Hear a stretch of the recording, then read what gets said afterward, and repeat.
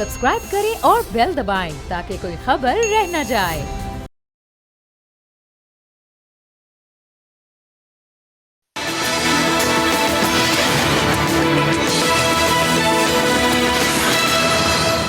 अस्सलाम वालेकुम, मैं हूं मखदूम शहाबुद्दीन और आप देख रहे हैं अब बात होगी। प्रोग्राम में मेरे साथ मौजूद हैं सीनियर एंकर पर्सन बोल आमिर जियाद साहब, और हमें प्रोग्राम में ज्वाइन किया है सीनियर तज्जियाकार और सहाफी सईद काजी साहब ने। नाज़रीन इकराम, इस वक्त मुल्क में बहुत कुछ चल रहा है। एक जानिब तज़ब्ज़ुब है, इस वक्त सियासी अदम इस्तेहकाम मुल्क को कहां पर लेकर जाएगा किसी को नहीं पता। सुप्रीम कोर्ट में एक केस लगा था, मुल्क भर में इंतखाबात एक ही दिन करवाने का केस। उसमें सारी सियासी जमातों ने अपना अपना मौक़िफ़ पेश किया और अब ये फैसला महफूज हो चुका है। लेकिन ये महफूज फैसला भी बहुत से लोगों को परेशान किए हुए है, जबकि दूसरी जानिब हुकूमत सुप्रीम कोर्ट से मुज़ाकरात के लिए मजीद वक्त तो मांग रही है, लेकिन इसके साथ ही साथ supreme court practice and procedure act, इस मामले पर भी एक बड़ी पेशरफ सामने आई है और हुकूमत ने फुल कोर्ट बनाने की दरखास्त भी दायर कर दी है। जबकि दूसरी जानिब हुकूमत तो चीफ जस्टिस और चीफ जस्टिस के साथ साथ जो 3 रुकनी बेंच है उसके खिलाफ महाज संभाले हुए है। वहीं इमरान खान ने भी चीफ जस्टिस और पाकिस्तान की सुप्रीम जुडिशरी के हक में रैलियां निकालने का फैसला किया और पूरा पाकिस्तान सड़कों पर देखा जा रहा है। इसके साथ ही साथ प्रोग्राम में आगे चल के बिलावल भुट्टो जरदारी के दौरे भारत पर भी बात करेंगे। एससीओ मीटिंग में शिरकत से क्या खोया क्या पाया, चीन के वजीर खारजा की पाकिस्तान आमद का क्या मामला है, इस सब पर भी बात करेंगे। और शहबाज शरीफ लंदन में मौजूद है, लंदन में क्या कोई एक और लंदन प्लान तैयार हो रहा है, ये भी एक अहम नुक्ता है। आमिर जियाद साहब, आपसे आगाज करूंगा। सबसे पहले तो ये बताइएगा कि मुज़ाकरात तो नाकाम और पाकिस्तान तहरीक इंसाफ ने सुप्रीम कोर्ट से इस्तदा की कि आप अपना 14 मई का जो इंतखाबात का फैसला है उस पर अमल दरामद करवाएं, और हुकूमत ने मजीद वक्त मांगा और चीफ जस्टिस ने यह बात वाज़ेह की है कि हम मुनासिब फैसला देंगे लेकिन अपना फैसला वापस भी नहीं लेंगे। क्या कहना चाहेंगे इस पे, होगा क्या? बात ये मखदूम साहब के आप हर हफ्ते में प्रोग्राम हफ्ते के दिन मिलकर बैठते हैं और जब तकाबुल करते हैं कि गुज़िश्ता हफ्ते क्या हुआ तो पता चला कि गाड़ी या तो वहीं पर फंसी हुई है, और गाड़ी फंसी रहने का मतलब ये है कि जनाब हालात जो है मज़ीद अबतर हुए हैं। वो जो हम लोग बात करते हैं ना कि पाकिस्तान को कसीरुल जहती किस्म के बुरानों का सामना है, उसमें मतलब है एक आइनी बुरान ताज़ा तरीन है उसमें, वरना पहले इस तरह की सूरत हाल नहीं होती थी। हुकूमत इस मसले को सियासी मसला बनाकर पेश करना चाह रही है कि जी ये जो इलेक्शंस हैं, इंतखाबात हैं, कोई सियासी मसला और हमारा डोमेन है, हमने ही फैसला करना है। हालांकि बात ये नहीं है, बात ये है कि हुकूमत जो है वो अपनी जो उसकी आइनी जिम्मेदारी है, इलेक्शन कमीशन ऑफ पाकिस्तान की जो आइनी जिम्मेदारी है उन पे अमल करने से, उसको पूरा करने से, उसमें ये लोग पसोपेश से काम दे रहे हैं। उसकी वजह से हम देखते हैं कि जो है सुप्रीम कोर्ट को जो है इंटरफेयर करना पड़ा। और इंटरफेयर से मुराद ये नहीं हो रहा कि उन्होंने कोई नाजायज़ तरीके से कोई उसमें मुदाखलत की हो, कि जाहिर है कि अगर आइनी जिम्मेदारी हुकूमत पूरी नहीं करेगी तो किसी भी दरवाजे पे तो आप जाएंगे, तो उसी दरवाजे पे लोग गए हैं। अब बात यह है कि हुकूमत जो है वो अदालत में भी जाती है और अदालत को भी यही शिकायत है कि वो आइन और कानून पर बात नहीं करना चाहती।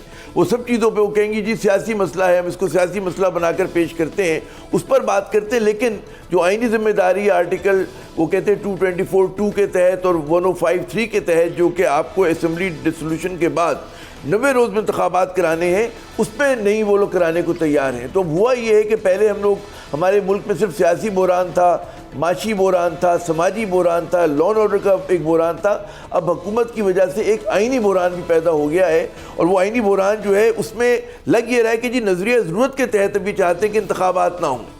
जो मतलब है नजरिया ज़रूरत के ये लोग ताना देते रहे अदालत को कि जी नजरिया ज़रूरत नहीं चलेगा। असल नजरिया ज़रूरत तो ये है कि जी आप आइन पे अमल नहीं कर रहे और नजरिया ज़रूरत के तहत नहीं कर रहे, तो जो बड़ी खतरनाक बात है। आमिर जियाद साहब, sorry for cutting you down, ये पॉइंट बड़ा अहम है जो आपने रेज किया है। हमें सीनियर कानूनदान एतजाज अहसन साहब ने भी ज्वाइन किया है।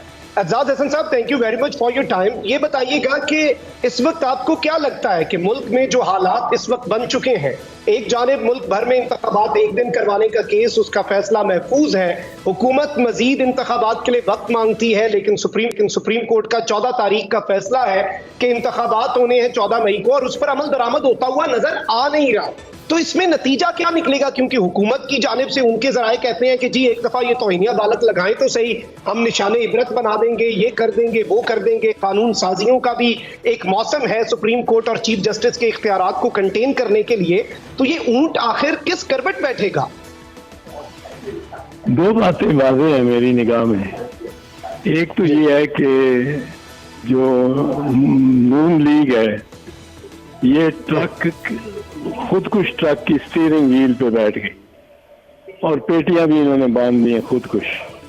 जो मिसाल के तौर पे ख्वाजा आसिफ है, मरियम नवाज है, राना सनाउल्लाह है, जावेद लतीफ़ है, उन्होंने ऐसी ऐसी बातें की हैं जो आदमी सोच भी नहीं सकता कि कभी हुई होंगी, हो सकती है। और फ्लोर ऑफ पार्लियामेंट को छोड़ दें, उसकी चलो तकदीर है। मैं खुद पार्लियामेंटेरियन रहा हूँ, तो मैं उधर भी मेरा झुकाव है और दिल उधर भी धड़कता है, अदालत के साथ भी धड़कता है। तो चाहते हैं इस वक्त जो चीज मुझे जाहिर होती है वो होती है कि नून लीग ने फैसला कर लिया कि हम में से कुछ बंदे डिस्क्वालीफाई हो जाए और डिस्क्वालीफाई प्राइम मिनिस्टर हो जाए, को कर दिया जाए, और ख्वाजा आसिफ को कर दिया जाए, और ये राना सनाउल्लाह को, इनको कुछ को कर दिया जाए, क्योंकि इन्होंने इंतहा की है, इंतहा की है और सिर्फ फ्लोर ऑफ द हाउस पे नहीं की, बाहर भी की। अब अगर वो चाहते हैं कि हमें कोई डिस्क्वालीफाई करे और हमारा एक बयानिया बन जाए इलेक्शन से पहले कि जी हम भी मजलूम, हम भी काला झंडा लेके और अदलिया के खिलाफ एक पूरी मुहिम चला दें।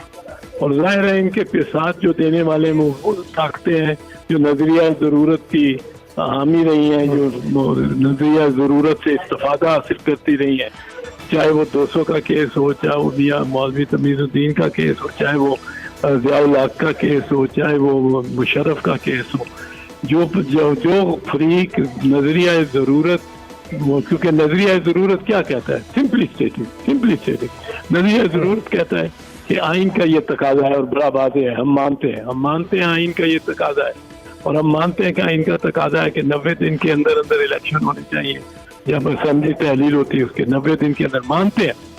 लेकिन भाई साहब ये देखें ना, इस वक्त ये ज़रूरत इसकी है कि हम सेम डे इलेक्शन कर लें, हम ज़रूरत इसकी है कि हम इसको कूलिंग ऑफ पीरियड दें। वो भाई पंजाब में तो 90 दिन के बाद आज वो केयर टेकर ही इलीगल हो गया, सारी गवर्नेंस ही इलीगल है।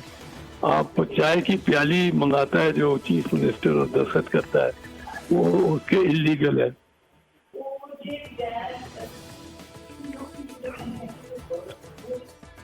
साल में हम देख रहे हैं कि कानून साजी की है इस कौमी असेंबली ने, उसको आप किस नज़र से देख रहे हैं? क्योंकि अंदाज़ा ये हो रहा है कि वो सिर्फ कहते हैं कुछ लोगों को फ़ायदा पहुंचाने के लिए की गई है। भी जो हालिया, मैं चाहूँगा पहले तो आप इस पर कमेंट कीजिए कि जो supreme court review of judgment bill इन्होंने लेकर आए गुज़िश्ता रोज़, उसमें मतलब है कि ये कि जी कहते हैं माजी में झांकते हुए आप जो है वो सू मोटो एक्शन पे या 184 के ऊपर आप रिव्यू कर सकते हैं। तो आपके ख्याल में किस चीज़ की तैयारी हो रही है? यानी कि कोई केस हमारी क्लोजर की तरफ जा ही नहीं रहा, मतलब है कि जितना बेनिफिट आप पहुंचा सकते हैं मुलजिमों को, मुजरिमों को, उसको पहुंचाने की कोशिश हो रही, क्या है ये पार्लियामेंट के जो कर रही है? नहीं, ये क्लोजर ही हो जाएगा ना केसेस का, अगर इनके ये अमेंडमेंट्स को तस्लीम कर ले सुप्रीम कोर्ट जी। और सुप्रीम कोर्ट की ये बात है जो मुझे एक तो खैर मुझे समझ नहीं आई कि किस तरह और आइंदा किस तरह होगा ये सेम डे इलेक्शन। क्या आइंदा, ये तो चलो हो गई एक सेम डे, खींच लिया आपने पंजाब असेंबली को, इलीगल एडमिनिस्ट्रेशन को 2 महीने 2.5 महीने खींच लिया, जुलाई तक, जब तक आप इसको डिजॉल्व नहीं करते, समझते या टाइम पीरियड नहीं शुरू होता 90 दिन का। और क्या इसका नाम है, इसी तरह खैबर का भी। पर 2-4 चीज़ें हैं। एक तो ये है कि ये इलीगल गवर्नमेंट को आप किस तरह स्वाय नजरिया ज़रूरत के और तो किसी सूरत उसको नहीं कर सकते वैलिडेट जी, उसको कानूनी एतबार से जायज नहीं करार दे सकते स्वाय नजरिया जरूरत के कि जी 90 दिन तो थे लेकिन हमें जरूरत थी कि एक दिन हमने का सब कर रहे हैं तो हमने खींच तान के आइन को मस्क करके और ये यहाँ पहुंच गए, अब आप सब एक्सेप्ट कर ले। दूसरी बात ये है इसकी कि इससे वो तो बिल्कुल शरीफ बरादरान जो है दोनों भाई, ये तो मुझे लगता है कि ये सब बिल्कुल एक बात में कंप्लीटली हर किस्म का पर्दा उतार के और सामने खड़े हो गए आप और पूरे अपने कस के जिस्म को और जी, तो ये तो अब खबर नहीं इनके तो इरादे ही है, पर इनके ब्याह साहब मेरी बात ये याद रखें इनके इरादे ही हैं। आपने अभी ये फरमाया कि आपका दिल ज़ाहिर पार्लियामेंटेरियंस के साथ आप सेनेटर रह चुके हैं, ये बताइए जो कानून साजी मैं फिर दोहराऊंगा 1 साल में हुई है वो क्या कुछ लोगों को फायदा पहुंचाने के लिए हुई है? उसकी माजी में कोई मिसाल मिलती थी कि मुझे नहीं समझ में आता, चाहे वो नए कवानीन में तरमीम हो या सुप्रीम कोर्ट के वाले से जो तरमीम कर रहे हैं वो तमाम की तमाम ये है कि जनाब किसी तरह से हमारे निज़ाम अदल को आप डैमेज कर दें और जो लोग जिन्होंने संगीन बदनुमानी का इर्तिकाब किया है उनको किसी तरह से फैसिलिटेट करें। लगता है कि पार्लियामेंट जो है वो बदनुमान अफराद के साथ जो है सहूलतकार बन गई है। इस पर मैं चाहूँगा आप कॉमेंट करें जी प्लीज़।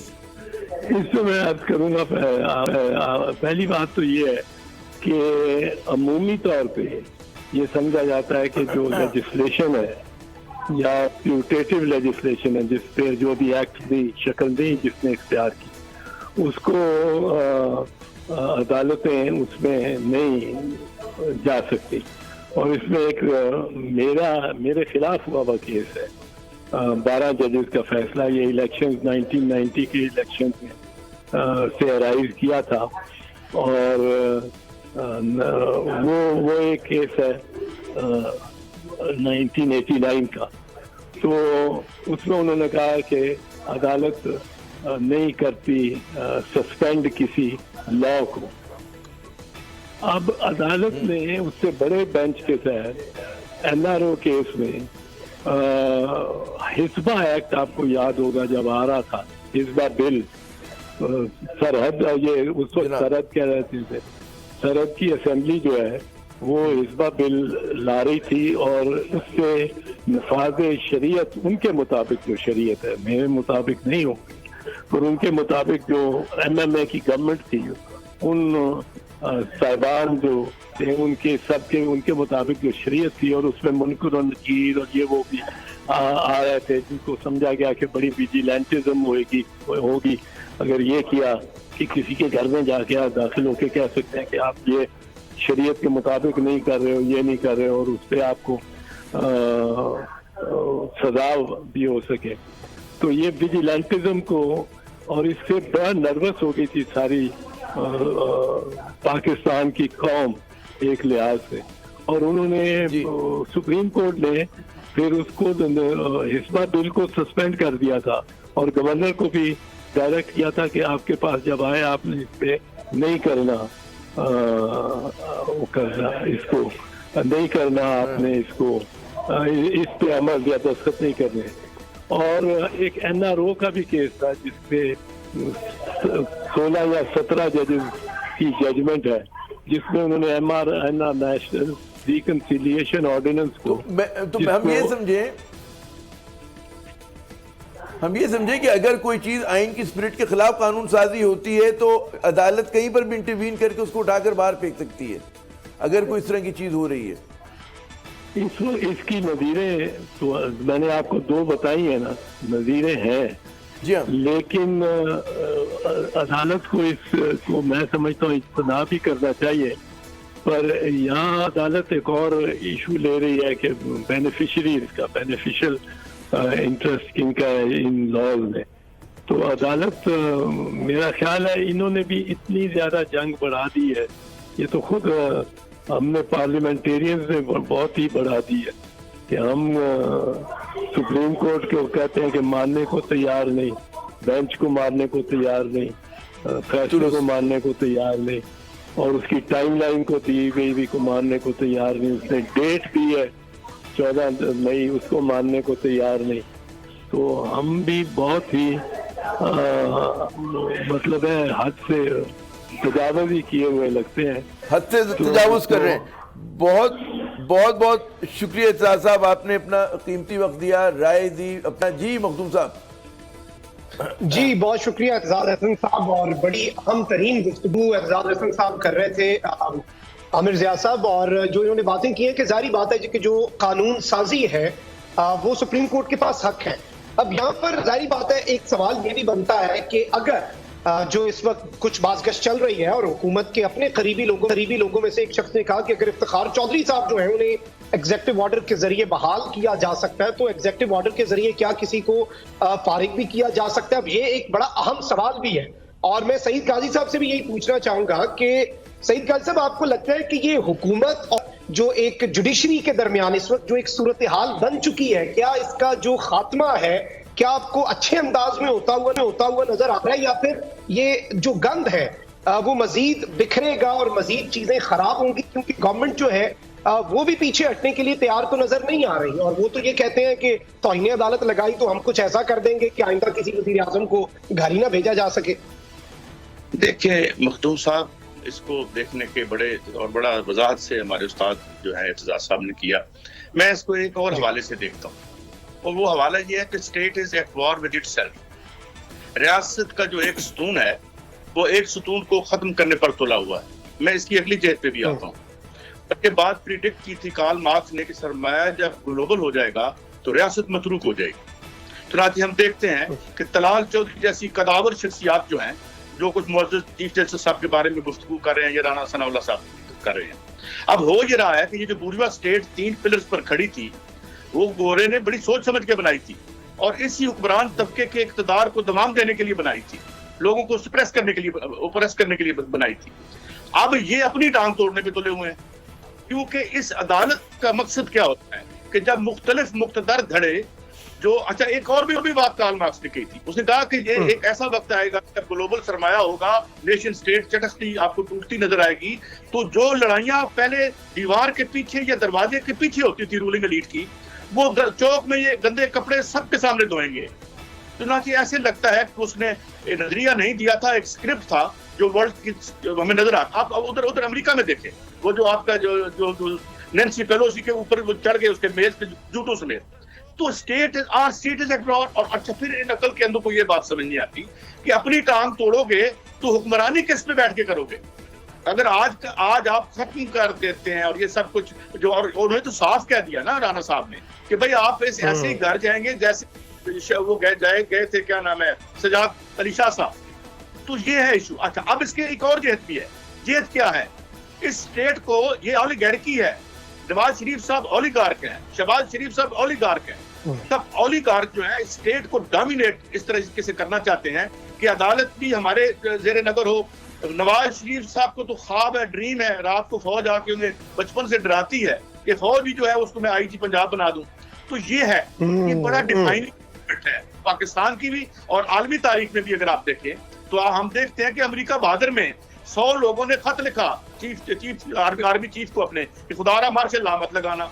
किताब आ गई एक है वॉल्टर क्या उसकी कि जनाब इस वक्त अमेरिका में वो तमाम इंग्रेडिएंट्स मौजूद हैं जो सिविल वार के लिए काफी होते हैं। तो ये एक बड़ा डिफाइनिंग मोमेंट है। अब हुआ क्या है? हुआ ये है कि ये जो ओलिगार्क्स थे, इनसे जो बेजार लोग थे, उन्हें इमरान की सूरत में एक आउटलेट मिल गया। हालांकि खान साहब के पल्ले भी कक नहीं है। वो रियासत मदीना वो सरमायादाराना रियासत को बनाना चाहते हैं जो सूद पे चलती है, और सूद को सिर्फ 2 रियासतों ने जदीद ऐद में खत्म किया था। एक लेनिन ने रूस में खत्म किया था, दूसरा अफगानिस्तान में नूर मोहम्मद तराकी ने सूद को खत्म किया था। तो एक सूद पर रियासत, वो खैर एक अलग बहस है, शायद वो आपका मौजूद है। तो बात यह है कि आपस में कर रहे हैं ये और ये बड़े मफादाती मफादात का टकराव है। अब जो है बिल्कुल ये एक बड़ा नुक्ता है कि ये मफादात का टकराव है। सईद काजी साहब, मुझे एक ब्रेक लेनी है, ब्रेक के बाद इसी चीज पर गुफ्तगू के सिलसिले को आगे बढ़ाएंगे। वक्त हुआ एक ब्रेक का। तेवदास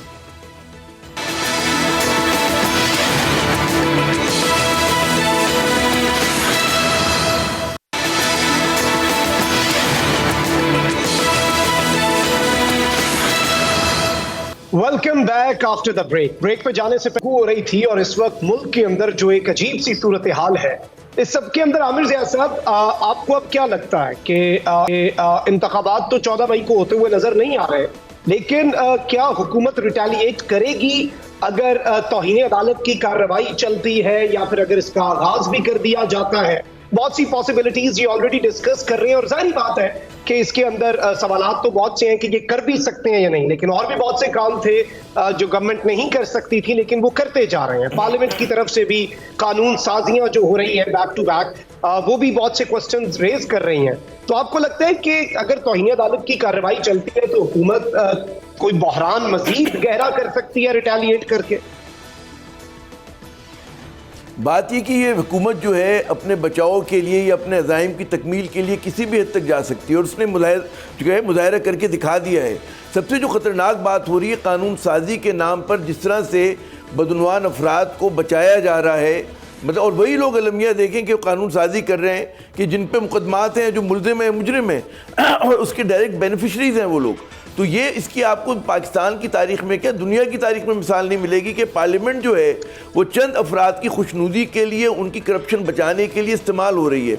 और वो पिछले बरस से जो सिलसिला शुरू हुआ था कि नैब कवानीन में जो 11,000 अरब रुपए की जो इन लोगों ने बदनवानी को छूट दी थी, और आपको पता है कि 1000 से ज़्यादा मुकदमात जो हैं उसमें फ़ायदा हुआ। आपको पता है उस बात का कि जनाब जो 500 मिलियन रुपए से कम के केसेस थे वो तमाम के तमाम जो है मतलब उन्हीं इदारों को सुपुर्द कर दिए गए जो फेडरल और प्रोविंशियल गवर्नमेंट के अंडर में आते हैं। तो एक पूरा एक वो है कि जहाँ पर कुछ ख़ानदानों को, वही लोग हैं, शरीफ ख़ानदान के लोग हैं, नवाज शरीफ साहब हैं, मरियम साहिबा हैं, शहबाज शरीफ साहब हैं, मौलाना फजल रहमान आ जाते हैं, वो जावेद लतीफ़ साहब आ जाते हैं, राना सनाउल्लाह आते हैं। ये तमाम लोग हैं जिनको फ़ायदा उठा रहे हैं। फिर ज़ाहिर ज़रदारी ख़ानदान के लोग हैं। तो ये किसलिए हो रहा है कि कुछ लोगों की करप्शन को आप एंडोज कर रहे हैं। और अब जो मज़ीद अब कानून साजी हुई है कि जिसमें आप अदालत के साथ छेड़छाड़ कर रहे हैं, सुप्रीम कोर्ट के कवानीन में रद्दोबदल कर रहे हैं, और वो ये है कि जनाब जिन लोगों को सज़ाएँ हो गई हैं, जो केस क्लोजर में चले गए, जिसका इशारा भी जो इरशाद हसन साहब भी दे रहे थे कि वो दोबारा से खुल जाएंगे। यानी कि माजी के जो अभी जो बिल लाया गया है गुज़िश्ता जो कल लेकर आए हैं, जिसको कहते हैं कि जी उसका रिव्यू का जो बिल है सुप्रीम कोर्ट के फैसलों पे कि सुमोटो एक्शन पे उनको रिव्यू कर सकते हैं, या 184 के तहत जो मुकदमात उसको रिव्यू कर सकते हैं। क्या है वो ये है कि जी रेट्रोस्पेक्ट के अंदर जाकर आप उनको जो है छूट दे देंगे। तो ये इतनी ख़तरनाक बात है, और मेरे ख्याल में आप इसको अलमिया कहें, इसको मजाक कहें, इसको क्या कहेंगे कि जी जो इस मुल्क के साथ हो रहा है कानून साजी के नाम पे। तो ये पार्लियामेंट जो एक तो अधूरी पार्लियामेंट है, और फिर ये पार्लियामेंट जो भी काम कर रही है वो चंद लोगों के फ़ायदे के लिए, तो पूरे कानून का, आइन का इन्होंने मजाक बना दिया है। इस पे जो रद्द-ए-अमल होगा मुझे नहीं पता कहाँ से आएगा। अवाम की तरफ से आ सकता है, इदारों की तरफ से आता है, सुप्रीम कोर्ट निशाने पर है, हदफ है। तो बड़ी ख़तरनाक सूरत हाल है पाकिस्तान की, और हमारे लिए बहुत बड़े बड़े अब सवालिया निशान है कि मुल्क का मुस्तकबिल क्या होगा अगर पार्लियामेंट को, कहते हैं ना, if it can get away with this murder of justice, इस मुल्क का पता नहीं क्या हाल होगा। और ये मेरे ख्याल में इसकी मिसाल हमें मायूसकुन सूरत हाल की माजी में कभी नहीं मिली। जी मखदूम। एग्जैक्टली इसी चीज पे मैं कायल साहब आपका टेक लेना चाहूंगा कि आपको क्या लगता है कि गवर्नमेंट अभी तक के जितने इकदाम हैं उनसे भी एक ओपिनियन फॉर्म करना शायद अब काफी आसान हो गया हो, गवर्नमेंट की जो इंटेंशंस हैं वो भी क्लियर हो गई हों। तो आपको क्या लगता है कि अगर तौहीन अदालत की तरफ मामला जाते हैं तो क्या गवर्नमेंट आपको रिटेलिएट करती हुई नजर आ रही है? उसके अंदर क्या पॉसिबिलिटीज हो सकती हैं, क्या कुछ कर सकते हैं वो? मखदूम, मैंने तो कल एक ट्वीट की थी कि तौहीन अदालत तो इन्होंने अब जो है आज़ादी राय बना दी है, और मुझे डर ये है कि कहीं तौहीन करप्शन का कानून न बन जाए, कहीं तौहीन गुंडागर्दी ना हम कर। मतलब ये है कि वी हैव टेकन थिंग्स, देखो यार एक सेम्बलेंस होती है, एक रियासत आप चला रहे हैं। मुझे कल बताएं, कल अब मैं आप नाम नहीं लेता, एक बड़ी अहम शख्सियत मुझे मिलने आए, तो उन्होंने कहा भाई ठीक है एक यहाँ बना ले, कोई मदरसा बना ले, कोई 10-15 हज़ार बंदे आपके पास हों, 4-5 आप जो है डाले जो है पत्थरों के डाल के किसी इदारे की तरफ, कल मुझे इनकम टैक्स वाले बुलाएं और मैं 5-6 हज़ार बंदा लेके वहां पे दफ्तर पे पहुंच जाऊं। मतलब ये चीजों को कहाँ लेके, और तुमने इक्तदार करना है, आपका ही इक्तदार है। रात को आपके छोटे छोटे मेरा बच्चा सीएम पंजाब बनेगा, बड़ा हो, आप भी करते हो, और इसको खुदकुशी कर रहे हो। क्या कर रहे हो? कल यहाँ क्या होगा? कल अगर कोई क्लैन, कोई ट्राइब, कोई जत्था, कोई एक इस तरह का कुछ ग्रोह जो है वो कहे जी मैं नहीं मानता, और यही तो हुआ। इसका इजहार किसने किया पहले? नैब के बार क्या हुआ था लाहौर में? मौलाना फजलुर रहमान साहब ने क्या फरमाया था कि हम किस जगह का घेराव करेंगे? ये और फिर ये सामने टीवी बैठ, और माशाल्लाह शख्सियात देखें क्या कदावर शख्सियात थी। वो हमारे दोस्त हैं एक प्यारे से कराची में वकील हैं जो मुस्लिम लीग नून के, क्या भला सा नाम उनका, हाशमी साहब था समथिंग। आपने भी इधर रहना है, आपके बच्चों ने भी इधर रहना है, चीफ सेक्रेटरी साहब आप देखिए ये तो किसी थर्ड क्लास पंजाबी फिल्मों के डायलॉग भी इतने नहीं होते जो ये रियासत के साथ कर रहे हैं। और ये आप ही की रियासत है, इसमें से माल भी आपने ही बनाया है। एक टूटी हुई मोटरसाइकिल पे आता है, हुकूमत में घुसता है, उधर से 8 करोड़ की गाड़ी पे बैठ आ जाता है। तो ये है बेसिकली। अब ये इस सरमाए का गंदे और काले सरमाए जायज भी कमाते होंगे लोग, और हम उनको अप्रिशिएट करते हैं जो जायज कमाते हैं। एक बात मुझे समझ नहीं आती, इक़्तिदार में जो घुसता है इधर से जाता है, वापस पता चलता है इसकी 5 होल्डिंग सोसाइटियां हैं इसके पल। और मुझे एक और बात बताएं, अगर खुद का कामा निकला है उसका हशर क्या करेगी उसकी रियासत? और यहाँ पे कहते हैं पकड़ा पे और निकाला कामे पे, और डूब के मरने का मकाम था। तो इसलिए मुझे ये लगता है कि शरीफ लोग जो हैं, और आप अपने इर्द गिर्द देखें जिनके पास 4 टके और 1 वीजा है वो हिजरत कर रहे हैं यहाँ से। मैं आपको बड़ी जिम्मेदारी से मखसूस, बल्कि आपके पास फिगर होंगे। इस मेरे पास जो पिछले महीने का फिगर था कोई 1,57,000 के करीब जो लोग हैं, और वो जो स्किलफुल वर्कर हैं जो कि एक रीढ़ की हड्डी होते हैं, वो यहाँ से हिजरत कर रहे हैं कि भाई जहाँ अदालत की कोई बात खुद नहीं मान रही है तो कल हमें कौन इंसाफ देगा?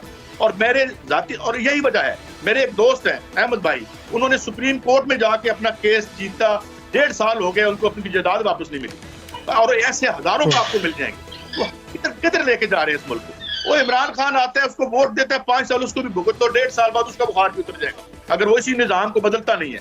क्योंकि ये जो हो रहा है ये सिस्टेमिक फेलियर है, ये निजाम अंदर से चटक रहा है, टूट रहा है, ये खुद को खा रहे हैं। कौन सी वो एग्जीक्यूटिव और काबीना होती है जो अपनी सुप्रीम कोर्ट पर हमला करे, और कौन से मुल्क के वजीर दाखिला हैं जो ये कहते हैं कि आपको ऐसे घर जाना पड़ेगा जैसे वो गए थे? अरे भाई इसका कोई एतबार रहने दो, इस रियासत का कोई एतबार रहने दो, क्योंकि बड़े स्टेक होल्डर तो आप ही हैं। हम तो कोई तनख्वाह पे जिंदा है, कोई मजदूरी पे जिंदा है, कोई किस जिंदगी यहाँ के।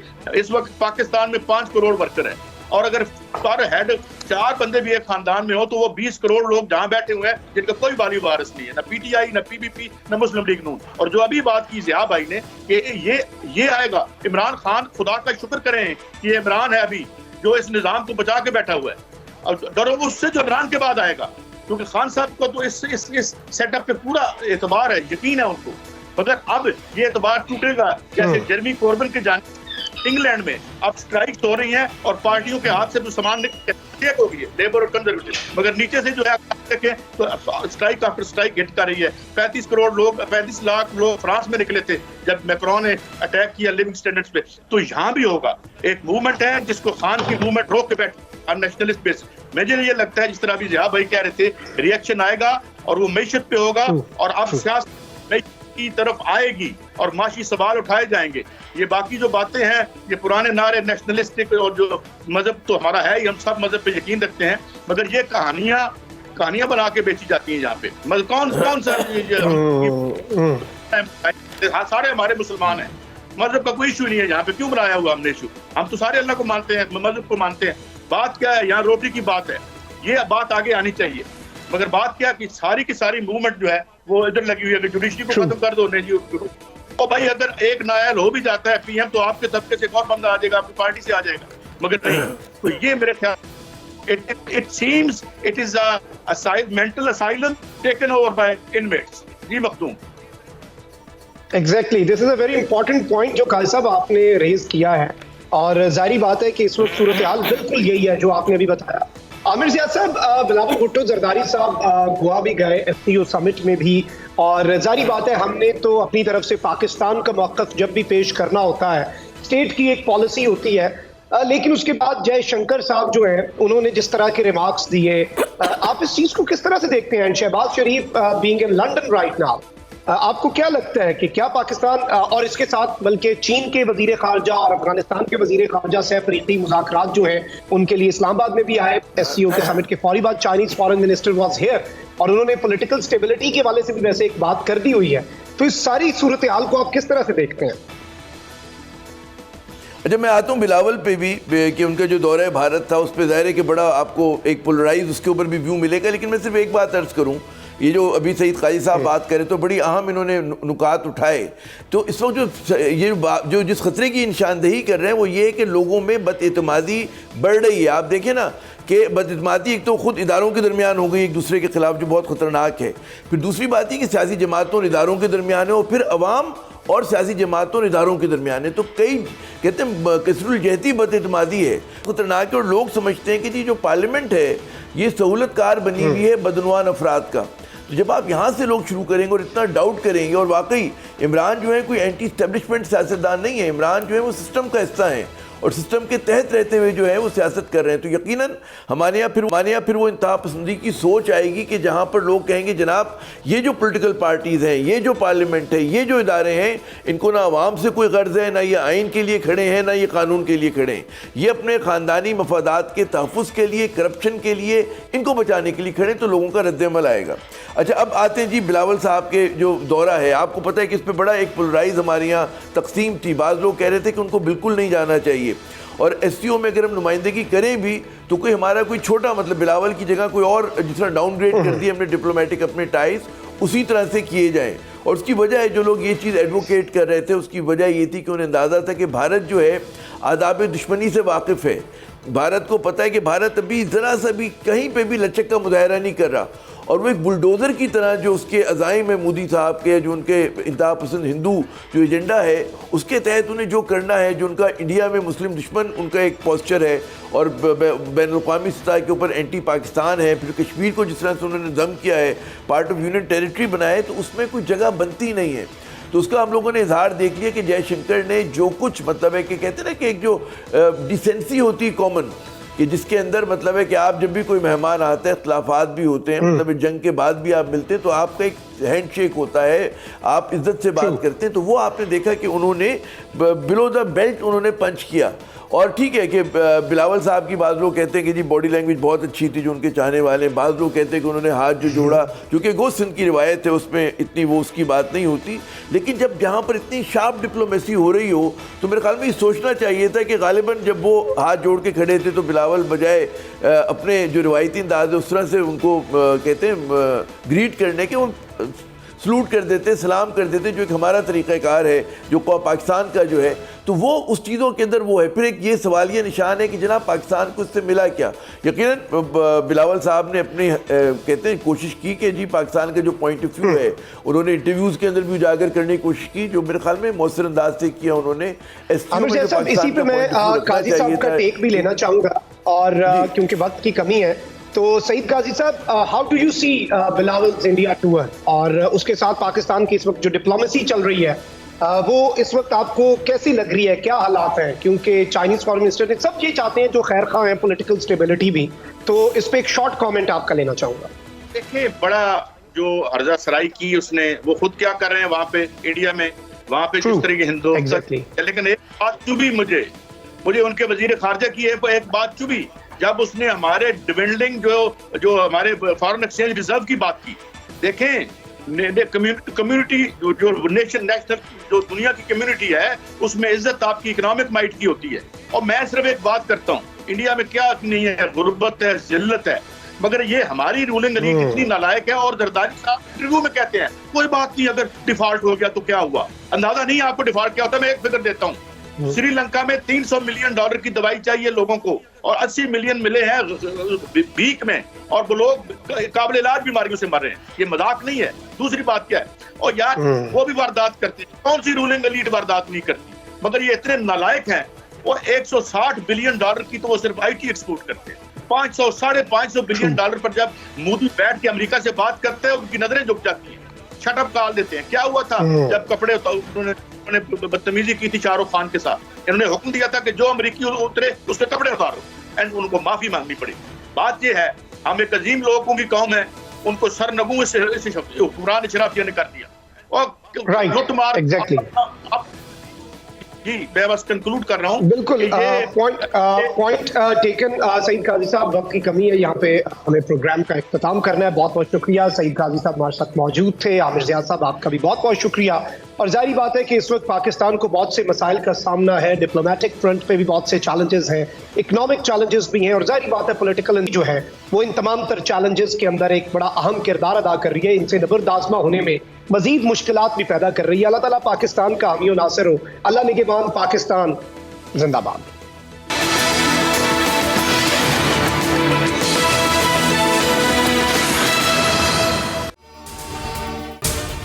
अगर आपको ये वीडियो पसंद आई है तो सब्सक्राइब करें और बेल आइकन पर लाजमी क्लिक करें। हवाए नफ्स की है हुक्मरानी, लुटेरा कर रहा है पासबानी। बोल न्यूज के मार्केटिंग हेड आकाश राम ताहा लापता, तफ्तीशी इदारे जवाब देने से कासिर। अहले खाना परेशान, बेटे की जुदाई में माँ गम से निढाल। जो बच्चो हिंदू हुआ पर आए थे जो को पाकिस्तानी, मुझे मेहरबानी करे पंहिंजो आकाश वापस कयो।